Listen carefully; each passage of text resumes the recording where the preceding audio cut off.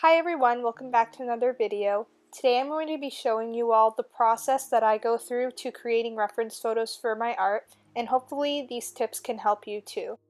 So right now I'm just flipping through a few concept sketches that I've done in the past. Whenever I come up with an idea of something to draw, but I'm not ready to draw it just yet, I'll usually just do a quick sketch in this book. So the first step to any drawing is finding inspiration, and this can be one of the harder steps for most artists.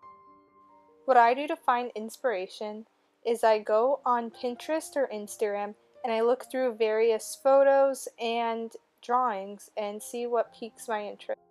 Once I find a photo that inspires me, I'll go to my sketchbook and I'll start to sketch some concept art.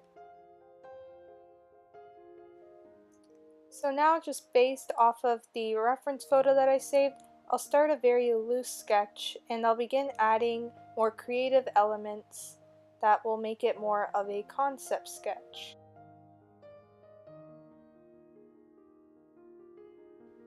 So now I just go in with my Copic markers and I start adding color to my sketch so I can have a better idea of what I need to edit together on my reference photo. This process also helps me better visualize if the drawing is something that I want to complete or if it's just an idea that I don't really think will turn out great.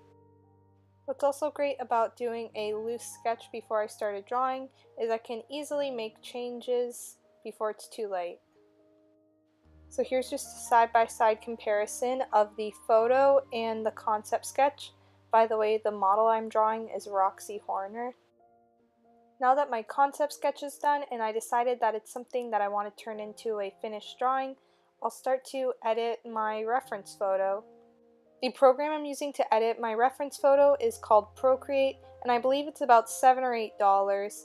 It may seem a bit expensive at first, but it's fairly cheap compared to Photoshop. To change her hair color, what I did is that I duplicated the original photo, then I just erased all the parts that weren't the hair, and then I just edited the brightness of that layer. And so I'm just editing my reference photo to make it resemble my concept sketch as much as I can. Now I'm just importing various butterfly photos that I had saved onto my iPad, and I'm just erasing around those, and I'm going to put them in spots where I think that they'll work. I make sure that every butterfly is on a different layer. That way, if I don't like the placement, I can easily just select that layer and resize it and move it around. Also, these techniques can work for any kind of reference photo you're planning to do. I've edited underwater scenes, garden scenes, mermaids with these same techniques. So if a certain butterfly isn't the color that I like, I can just simply change the hue of it and place it wherever I need it to go.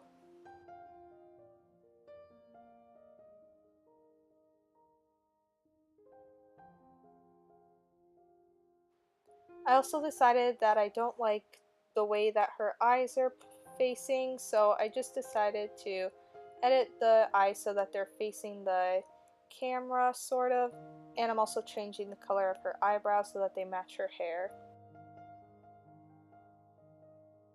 So once I'm done most of the big parts, I'm just tweaking a few final things such as the color of her lips and also the size and placement of some of the butterflies.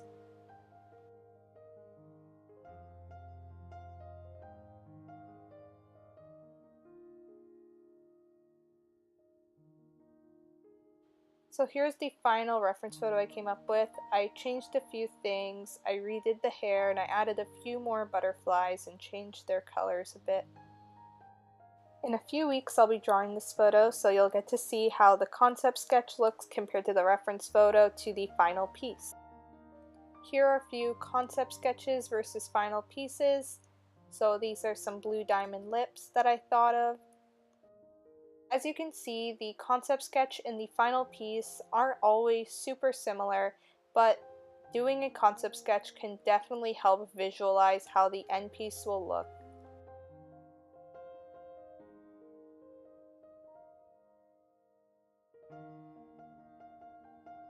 Thank you everyone for watching. I hope you find this video helpful. Please like, comment, and subscribe for more tutorials and other art related videos. Bye, see you next week.